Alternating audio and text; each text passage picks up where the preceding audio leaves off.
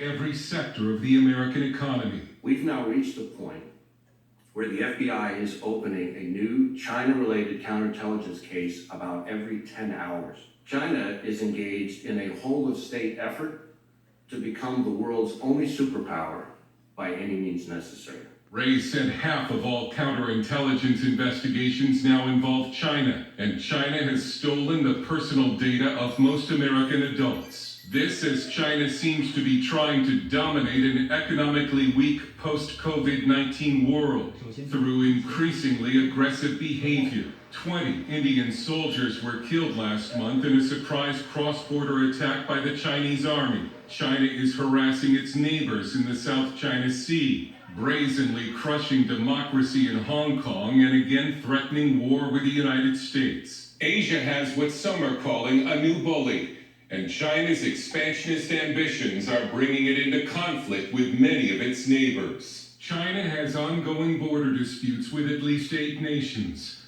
largely because it has claimed most of the international waters in the South China Sea for itself. It's even begun to demand land from Russia's Far East.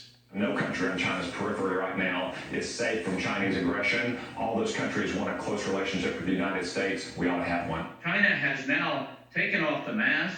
It is now open about its ambitions, and the world is rising up against it. China expert Stephen Mosher, author of Bully of Asia, says China has managed to anger or frighten most of its neighbors. China has accomplished in 6 months what it would have taken America 10 years to accomplish, that is to forge an anti-Chinese alliance out of the different nations of the Asia-Pacific Rim. The Philippines is backing away from China. Taiwan is beefing up its military even more because they see that after what's happened to Hong Kong, they're next. Regardless of its threats, Mosher says China does not want a shooting war with the United States. What it wants to do is it wants to use this gray area between war and peace to continue its cyber attacks, to continue its espionage in the United States and other countries, but it certainly would use force in the future if it thought it had achieved a position of dominance. But China's only real military ally is North Korea,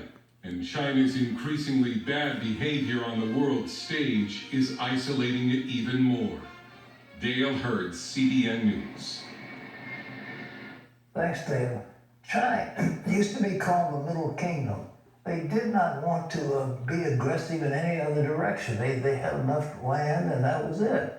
Now there's a totally different posture there. I thought at one time China was going to become the largest Christian nation on the face of the earth. But Xi has ruthlessly suppressed Christianity in China. Not to mention what he's doing to re-educate the Uyghurs, the Muslim population in that part of China. It's just horrible what's happening, and they've stolen us blind. Any company that wants to do business with China must give over their intellectual property to China, and they're doing everything they can. Now we've got 2 carriers into the South China Sea as a token against them, but it's only the beginning. President Trump is going to be faced with a major challenge after the election, and China is going to be number 1. Well, in other news, America is hitting new highs in coronavirus cases, and hospitals in some states are struggling to keep up. Jessup has more from Washington. Pat, the nation set another new record of coronavirus cases Tuesday, 58,000 in a single day, and expected today to hit 3 million cases since the outbreak began. Still, the death rate remains low, at least for now, but Dr. Anthony Fauci warns we can't rest easy. It's a false narrative to take comfort in a lower rate of death. Many states have been rolling back their reopenings. Texas passing 10,000 cases on Tuesday. In some places, hospitals and healthcare systems, Pat, are being pushed to the limit. Well, we have urged, if you really love other people, if you love your neighbor, if you love your family, we've got to protect ourselves, and apparently these aerosols we talked about in our last broadcast having to do with these COVID viruses are in the air for much longer than was thought. These masks, as a matter of fact, they're only partially safe, but they're better than nothing. And we all wear them, and the president needs to set the example.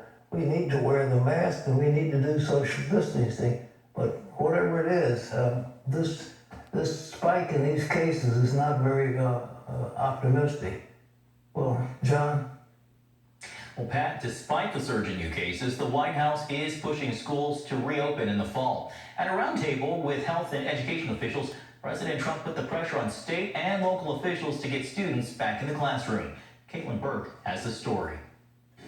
The risks of keeping students home